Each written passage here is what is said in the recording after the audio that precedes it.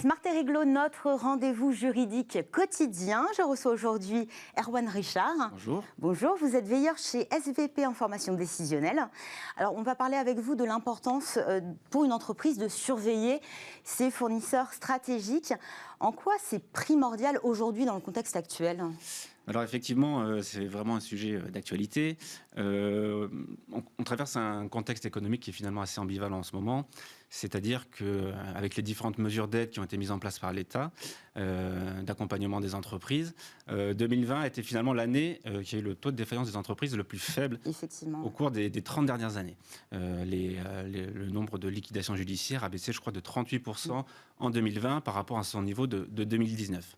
Alors aujourd'hui, en 2021, on est dans une situation justement où il peut être un petit peu compliqué d'appréhender au mieux l'état du marché et de ses entreprises au vu de ces aides. Et il y a fort à parier qu'à partir du moment où ces aides vont arriver à échéance, on aura sans doute une augmentation des défaillances d'entreprises.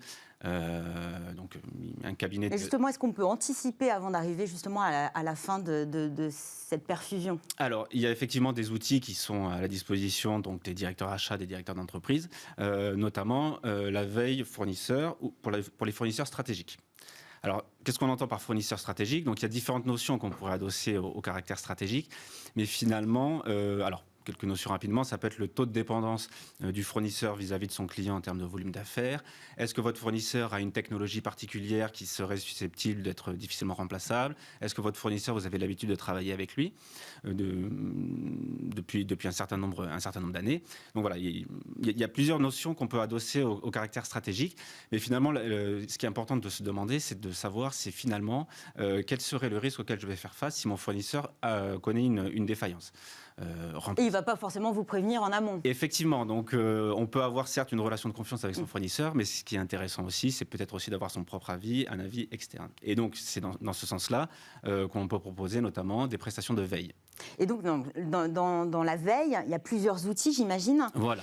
L'idée, c'est d'identifier les fournisseurs stratégiques, peut-être de les mapper. Comment on opère tout ça ? Ça, effectivement, ça c'est possible. On va appeler plutôt ça du sourcing. On va éventuellement essayer d'identifier d'autres types de fournisseurs. Donc ça c'est une démarche aussi qui peut arriver par la suite.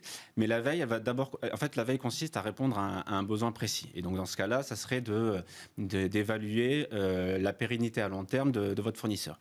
Donc pour ça, on va mettre en place un dispositif. Donc il y a différentes étapes dans le cycle de la veille, mais l'idée c'est d'abord de faire un diagnostic avec notre client. Qu'est-ce que vous voulez savoir sur votre fournisseur ? Quel est son contexte ? Et au vu des éléments qu'on va pouvoir échanger, l'équipe de veille va paramétrer un dispositif de surveillance. Donc, en quoi ça consiste ? On va surveiller des informations légales, on est d'accord ? Absolument, on est vraiment dans l'information mais qui est peut-être un petit peu disparate et qu'il faut rassembler. Effectivement, il faut la rassembler parce que du coup, pour avoir une appréhension à 360 degrés d'un fournisseur, il faut vraiment collecter. Donc, on va collecter à la fois les éléments financiers, évidemment, donc tout ce qui est chiffre d'affaires, comportement de paiement, niveau de trésorerie. Mais finalement, et notamment en vue du contexte actuel, ces éléments ne suffisent plus, parce que souvent ils peuvent être publiés une fois par an ou une fois tous les 6 mois. Donc finalement, on va aussi surveiller d'autres éléments qu'on appelle éléments extra-financiers. Donc les éléments extra-financiers, ça va être est-ce que votre fournisseur a signé d'autres contrats ? Est-ce qu'il propose une autre nouvelle offre commerciale ? Est-ce qu'il a peut-être mis en place une politique de recrutement conséquente ou au contraire, est-ce qu'il a gelé ses recrutements ? Vous voyez, ces différents signaux qui permettent justement de prendre un petit peu la température et d'appréhender au mieux justement la situation de votre fournisseur. Cette veille, elle existait avant, mais elle est devenue incontournable presque aujourd'hui. Absolument, oui. C'est vrai que c'est... On peut parler de gestion dynamique du risque. Alors, on est vraiment dans l'anticipation. Exactement, on est dans l'anticipation et on est aussi dans quelque chose de très dynamique parce qu'effectivement, quand on réalise une veille, on va pas appuyer sur un bouton pour la lancer et puis finalement, elle va s'écouler au fur et à mesure du temps. C'est-à-dire qu'il y a toujours des ajustements finalement en fonction du contexte économique, en fonction si vous avez des informations sur votre fournisseur, la façon dont il évolue. Tout ça, ça va être pris en compte par par l'équipe de veille. Et effectivement, on est vraiment dans le contexte actuel sur une demande qui est beaucoup plus accentuée. On nous sollicite pour surveiller des panels de fournisseurs plus importants que par le passé. Avant, on surveillait 5 à 10 fournisseurs. Maintenant, on peut en suivre 20, 30. Voilà. On sent qu'on répond vraiment à une demande actuellement de beaucoup de décisionnaires d'entreprise. Quels sont les écueils à éviter dans cette veille? C'est peut-être de se disperser ou de ne pas avoir un objectif clair? En fait, comme vous l'indiquez, finalement, pour que le produit soit de qualité, qui réponde vraiment aux besoins du client, justement, le ciblage, le paramétrage, le diagnostic, on peut l'appeler de différentes façons, doit être vraiment fait de manière très précise, justement pour que le veilleur, en conséquence, réponde à ses besoins. Donc, par exemple, les informations, tout simplement, s'il y a une volumétrie d'informations qui est très conséquente, on ne va pas noyer notre client dans un flux continu d'informations. On va vraiment prendre celles qui sont tout à fait stratégiques pour lui. Donc, l'écueil à éviter, ça peut être ça, par exemple. Et justement, toutes ces informations, qu'est-ce qu'on en fait, en fait? Elles vont nous servir à quoi? Alors, c'est une bonne question. Typiquement, elles peuvent servir à anticiper.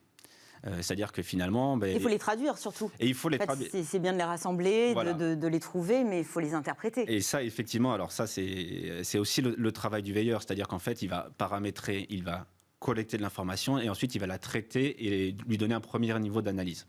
C'est-à-dire que justement, il ne va pas se contenter de donner telle information, mais quand il va faire des bilans avec son client, on va vraiment dire cette information, elle s'inscrit dans cette tendance-là, ça va peut-être dire ceci, cela, et donc effectivement, et après il y a un vrai échange pour savoir finalement une information, qu'est-ce qu'elle veut dire, ou finalement plusieurs informations. On ne prend pas information par information, on essaye d'avoir quelque chose de plus global.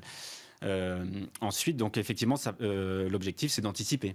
Donc finalement, vous avez des doutes sur la pérennité financière de votre fournisseur ou de la continuité de son activité, mais vous allez peut-être avec la veille vous dire effectivement, il a gelé tous les recrutements, ou alors il devait moderniser telle usine, finalement ça a été reporté. Est-ce que oui, c'est des signaux peut-être. Alors on appelle ça des signaux faibles, justement des signaux faibles. C'est ça un petit peu l'objectif de la veille, c'est de détecter l'information stratégique pour détecter des signaux faibles et pour finalement anticiper les risques.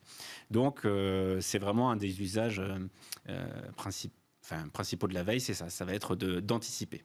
Donc, il y a une expertise quand même adossée à tout ce travail de veille pour voir justement les signaux, les lire et mettre en place peut-être des... Exactement. En fait, disons qu'il y a le traitement, il y a deux dimensions dans la veille. Il y a la dimension qui est vraiment technologique avec le paramétrage des outils, des bases de données, ce genre de choses. Et puis, il y a également justement un traitement humain de l'équipe de veille qui va justement collecter, interpréter, analyser ces informations pour ensuite les diffuser à son client et pour que ça lui apporte vraiment de la valeur ajoutée. Merci beaucoup, Erwan Richard. Veilleur chez SVP, Information Décisionnelle. Merci d'être venu sur notre plateau. Un tout autre sujet, désormais, la problématique qui se pose à de nombreux parents en ce moment. Entre écoles fermées, vacances scolaires qui ont été décalées, vous vous retrouvez peut-être à télétravailler à la maison tout en ayant à vous occuper de vos enfants et surtout à les occuper. Un casse-tête, le parcours du parent combattant. Vous avez tout essayé? Eh bien, peut-être pas. Sybille Aoudjan à la rescousse avec de précieux conseils. Restez avec nous, c'est la pause café.